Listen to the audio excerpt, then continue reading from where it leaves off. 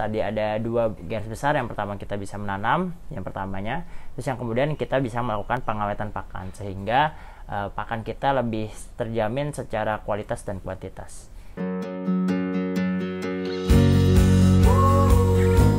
Assalamualaikum warahmatullahi wabarakatuh. Selamat siang sobat kandang juragan semuanya.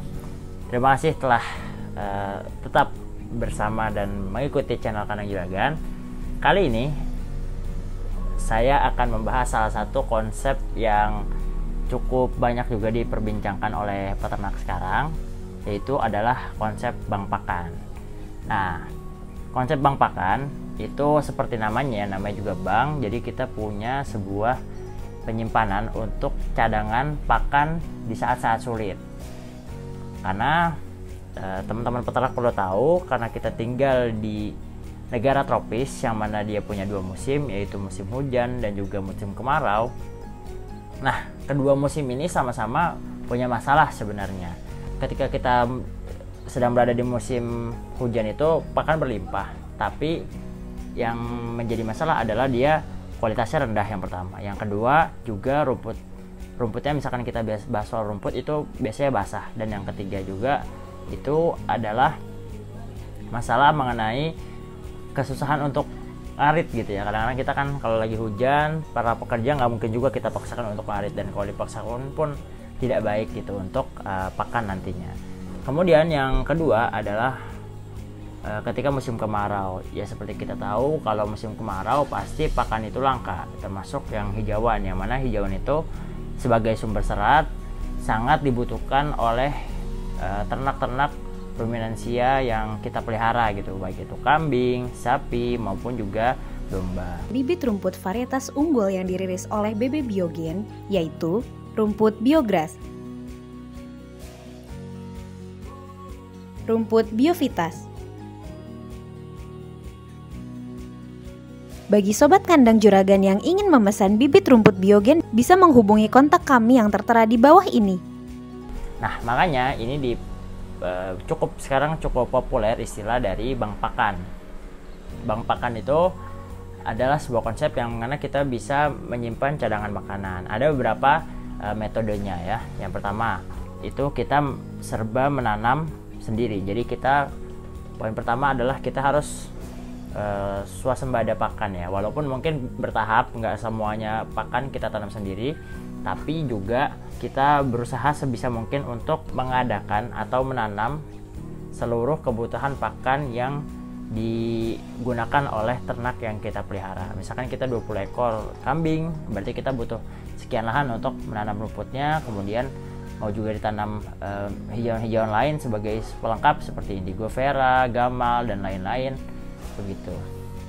Itu jadi dengan kita memiliki lahan sendiri, swasembada pakan, kita tidak perlu banyak mencari keluar gitu, nggak perlu repot-repot ngarit, rebutan sama orang dan sebagainya. Dan yang kedua, kalau misalkan kita punya sumber protein atau sumber energi sendiri, misalkan sumber energi yang bisa kita tanam itu sorghum, nah kita tidak tergantung pada fluktuasi harga, yang mana sekarang juga sedang terjadi ya teman-teman. Mungkin karena berbagai gonjang-ganjing ya, ada COVID, terus kemudian juga ada perang dunia dan sebagainya, naiknya harga minyak.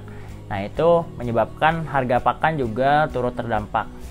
Nah, ini bisa dicegah ketika kita memang menanam sendiri. Bibitnya mungkin naik tidak banyak, tapi kan untuk lain-lainnya seperti tenaga kerja, terus kemudian HPP-nya itu kurang lebih tetap sama, dan kita pun akan mendapatkan harga pakan dengan lebih murah dan juga stabil begitu. Itu bank pakan yang pertama, yaitu kita menanam sendiri pakan-pakan yang kita butuhkan, mulai dari hijauan, sumber serat, protein, kemudian energi begitu. Tentu ini juga dilakukan harus secara bertahap ya, nggak mungkin bisa langsung semuanya kita sediakan sendiri, yang mana kita sebagai pengusaha pasti setiap orang punya keterbatasan dan juga limitnya masing-masing begitu. Itu untuk yang pertama mengenai bank pakan.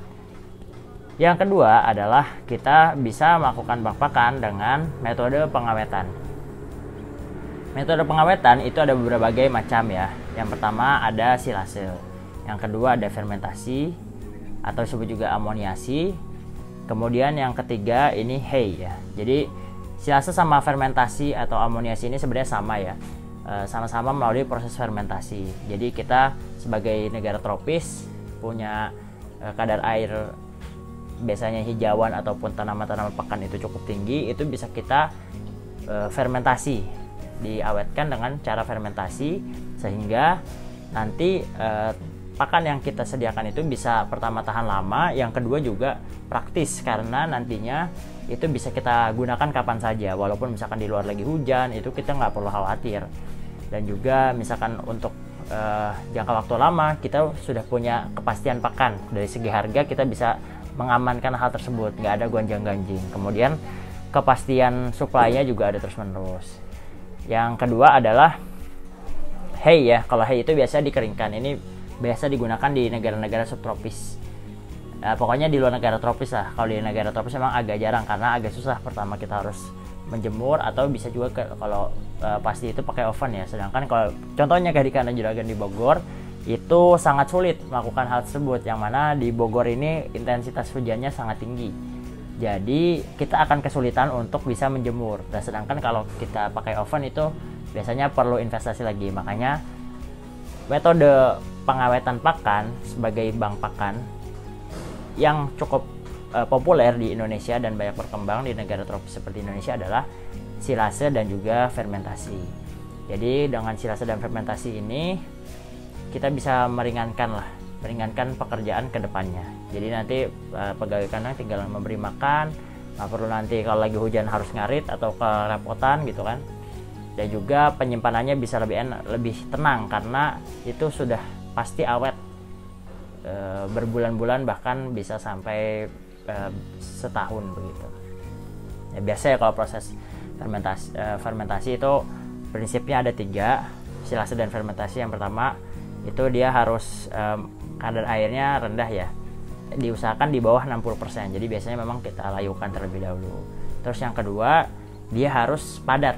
Jadi jangan sampai ketika ada di dalamnya itu ada rongga-rongga, itu yang akan menyisakan udara. Kemudian yang ketiga juga dia harus kedap udara, makanya atasnya kita rapatkan sedemikian rupa agar udara itu tidak masuk, karena proses fermentasi itu terjadi secara anaerob atau tidak menggunakan udara begitu.